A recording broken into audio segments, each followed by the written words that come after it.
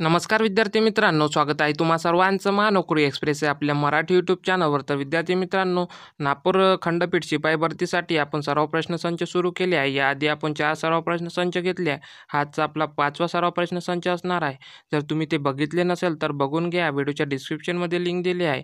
तर अशाच प्रकारचे सराव प्रश्नसंच तुमच्यासाठी घेऊन येत राहतो. तर चॅनलवर नवीन आला असाल तर चॅनलला सबस्क्राईब करून ठेवा, जेणेकरून अशाच प्रकारचे व्हिडिओ तुमच्यापर्यंत पोहोचत राहतील. तर चला आजच्या व्हिडिओला सुरुवात करूया. आजचा आपला पहिला प्रश्न असा आहे, महाराष्ट्रातील कागदासाठी प्रसिद्ध असलेले ठिकाण कोणते? तर ऑप्शन दिलेले आहे: ए बल्लारपूर, बी शेवगाव, सी दिवा, डी मोरगाव. तर या प्रश्नाचं बरोबर उत्तर काय होईल? तर ऑप्शन क्रमांक ए बल्लारपूर हे कागदासाठी प्रसिद्ध असलेले ठिकाण आहे. प्रश्न क्रमांक 2 आहे, सत्यशोधक समाजाची स्थापना कोणी केली? ऑप्शन दिलेले आहे: ए रवींद्रनाथ टागोर, बी महात्मा गांधी, सी महात्मा फुले, डी राजीव गांधी. तर सत्यशोधक समाजाची स्थापना कोणी केली आहे? महात्मा फुले यांनी केली. म्हणून या प्रश्नाचं बरोबर उत्तर आहे ऑप्शन क्रमांक सी महात्मा फुले. प्रश्न क्रमांक 3, भारतातील पहिली महिला अंतराळवीर कोण आहे? ऑप्शन दिलेले आहे: ए कल्पना चावला, बी भागवती चावले, सी राणीबाई, डी मीनाक्षी राणे. तर या प्रश्नाचं बरोबर उत्तर आहे ऑप्शन क्रमांक ए कल्पना चावला. प्रश्न क्रमांक 4 आहे, धुळे शहर कोणत्या नदीकाठी वसलेले आहे? ऑप्शन दिले: गंगा नदी, बी यमुना नदी, सी कृष्णा नदी, डी पांझरा. तर धुळे शहर हे कोणत्या नदीकाठी वसले आहे?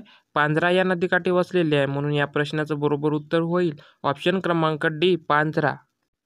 त्यानंतर आहे, चिखलदरा हे थंड हवेचे ठिकाण कोणत्या जिल्ह्यात आहे? ऑप्शन दिलेले आहे: नाशिक, बी अमरावती, सी संभाजीनगर, डी गोंदिया. तर चिखलदरा हे थंड हवेचे ठिकाण अमरावती जिल्ह्यामध्ये आहे. म्हणून या प्रश्नाचं बरोबर उत्तर काय होईल? ऑप्शन क्रमांक बी अमरावती. त्यानंतर आहे प्रश्न क्रमांक 6, भारताचे थोर पितामह कोणाला म्हणतात? ऑप्शन दिलेले आहे: दादाभाई नौरोजी, बी महर्षी कर्वे, सी चाचा नेहरू, डी विनायक जाधव. तर भारताचे थोर पितामह दादाभाई नौरोजी यांना म्हणतात. म्हणून या प्रश्नाचं बरोबर उत्तर होईल ऑप्शन क्रमांक ए दादाभाई नौरोजी. त्यानंतरचा प्रश्न आहे, वाघाप्रमाणे मगरीसाठी प्रसिद्ध असलेले राष्ट्रीय उद्यान कोणते? ऑप्शन आहे: ए ताडोबा, बी पेंच, सी राजीव गांधी, डी संजय गांधी. तर वाघाप्रमाणे मगरीसाठी प्रसिद्ध असलेले ताडोबा हे राष्ट्रीय उद्यान आहे. म्हणून या प्रश्नाचं बरोबर उत्तर आहे ऑप्शन क्रमांक ए ताडोबा. त्यानंतर आहे प्रश्न क्रमांक 8, सर्वात मोठा दिवस कोणता? ऑप्शन दिलेले आहे: ए 15 जून, बी 22 जून, सी 21 जून, डी 30 जून. तर सर्वात मोठा दिवस कोणता आहे? 21 जून. म्हणून या प्रश्नाचं बरोबर उत्तर होईल ऑप्शन क्रमांक सी 21 जून. त्यानंतरचा प्रश्न आहे, पेंच राष्ट्रीय उद्यान कुठे आहे? ऑप्शन दिलेले आहे: ए मुंबई, बी नागपूर, सी पुणे, डी अकोला. तर पेंच राष्ट्रीय उद्यान हे नागपूर जिल्ह्यात आहे. म्हणून या प्रश्नाचं बरोबर उत्तर आहे ऑप्शन क्रमांक बी नागपूर. प्रश्न क्रमांक 10, वसंतराव नाईक मराठवाडा कृषी विद्यापीठ कुठे आहे? ऑप्शन आहे: ए नाशिक, बी पुणे, सी मुंबई, डी परभणी. तर वसंतराव नाईक मराठवाडा कृषी विद्यापीठ हे परभणी जिल्ह्यामध्ये आहे. म्हणून या ठिकाणी या प्रश्नाचं उत्तर होईल ऑप्शन क्रमांक डी परभणी. त्यानंतरचा प्रश्न आहे प्रश्न क्रमांक 11, राज्यसभेचे प्रसिद्ध अध्यक्ष कोण असतो? ऑप्शन दिलेले आहे: ए उपराष्ट्रपती, बी राष्ट्रपती, सी मुख्यमंत्री, डी मंत्री. तर राज्यसभेचे प्रसिद्ध अध्यक्ष हे उपराष्ट्रपती असते. म्हणून या प्रश्नाचं बरोबर उत्तर आहे ऑप्शन क्रमांक ए उपराष्ट्रपती. त्यानंतर आहे प्रश्न क्रमांक 12, ध्वनीची तीव्रता मोजण्याचे एकक कोणते? ऑप्शन आहे: ए बल, बी एकक, सी डेसिबल, डी आवाज. तर ध्वनी मोजण्यासाठी डेसिबल या एककाचा वापर केला जातो. म्हणून या प्रश्नाचं बरोबर उत्तर आहे ऑप्शन क्रमांक सी डेसिबल. त्यानंतर आहे प्रश्न क्रमांक 13, नाईल ही जगातील सर्वात लांब नदी कोणत्या देशातून वाहते?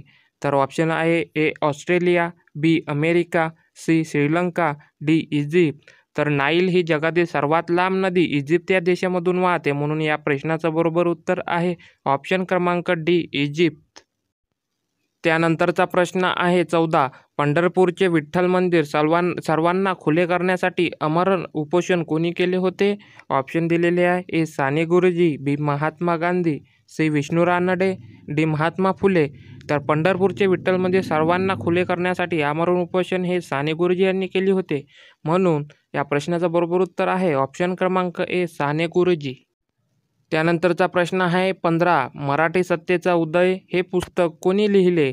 तर ऑप्शन दिलेले आहे. एक गोपाळकृष्ण, बी विष्णू जोशी, सी न्यायमूर्ती गोविंद रानडे, डी वसंतराव नाईक. तर मराठी सत्तेचा उदय हे पुस्तक न्यायमूर्ती गोविंद रानडे यांनी लिहिलेलं आहे, म्हणून या प्रश्नाचं बरोबर उत्तर आहे ऑप्शन क्रमांक सी.